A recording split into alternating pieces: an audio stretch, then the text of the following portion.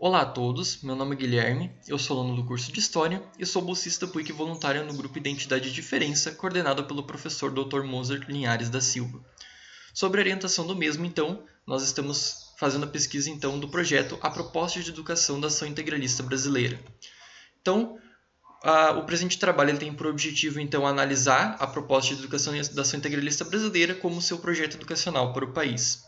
A metodologia utilizada, então, são análises dos jornais O Comércio, A Razão, O Legionário, A Batalha e os discursos proferidos pelas agremiações fascistas que se encontram disponíveis na historiografia.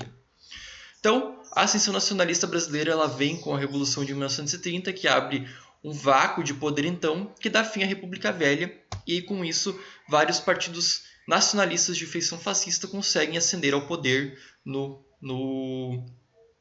cenário político. O primeiro deles, então, que nós encontramos é o Partido Fascista Brasileiro, e nós temos uma menção do seu manifesto no Jornal do Comércio, a dia 14 de novembro de 1930. Posteriormente, nós temos a Ação Social Brasileira, ou Partido Nacional Fascista, onde nós temos uma menção ao mesmo no jornal A Batalha, no dia 22 de junho de 1933.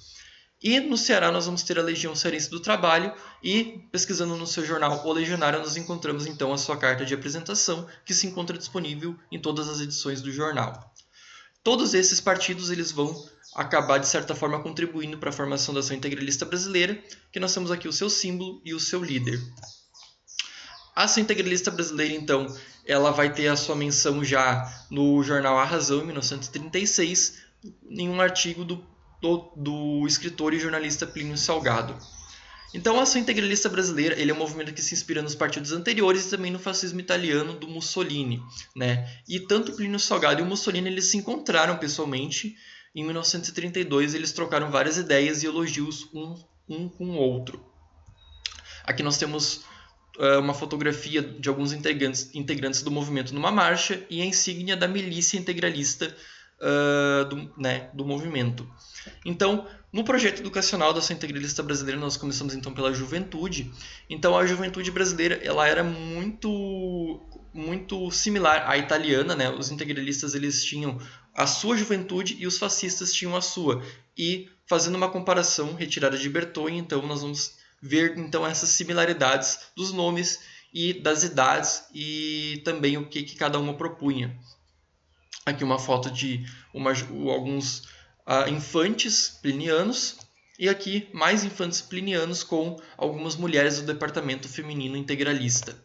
Então, Bertonha vai dizer que a estrutura do partido era minuciosamente organizada para garantir que a doutrina do movimento fosse passada adequadamente aos seus militantes e as ordens dos chefes transmitidas com diligência, e funcionava como uma antecipação do modelo de Estado que eles pretendiam implantar, além da ordenação hierárquica de células e núcleos e um infindável número de organizações e serviços. Os integralistas, como seus congêneres europeus, davam muito valor à conquista da juventude. Então, o Plínio Salgado ele pretendia lançar uma nova base para o sistema educacional e esse sistema educacional que os fascistas propunham, uma parte deles já se via presente nas constituições de 34 e 37 do governo do Getúlio Vargas. Tanto é que no ano de 1930, então, o Vargas ele vai criar o Ministério de Educação e Saúde Pública, tendo como um de seus membros o Francisco Campos, que era um eugenista e que era um racista. E, além disso, ele vai ser redator, então, da Constituição do Estado Novo, uma Constituição autoritária e totalitária. Então, aqui nós temos uma comparação da Constituição de 34 e 37. Numa delas nós vamos ter a eugenia, já na outra nós não vamos ter o termo eugenia presente, mas a educação física e algumas outras características estão presentes, tanto na de 34 como na de 37. Aqui nós vamos ter uma propaganda da Era Vargas, sobre, inspirando a educação e os jovens, e aqui outra do mesmo cunho. O Renato Kell e a influência da eugenia, então, o Renato Kell é um médico e ele é um dos pioneiros da eugenia no Brasil. Ele vai lançar a sua revista, o Boletim de Eugenia, onde é que ele vai ter grande influência para o Francisco Campos e para o governo do Vargas. Então, As considerações finais, levando em consideração o desenvolvimento do projeto junto à orientação do professor Dr. Moser Linhares da Silva e das fontes até aqui apresentadas, existia um forte sentimento nacionalista que se expressou na educação de forma a moldar uma nova mocidade para o Brasil.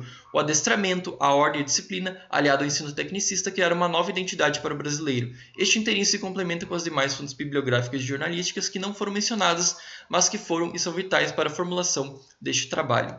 O meu muito obrigado.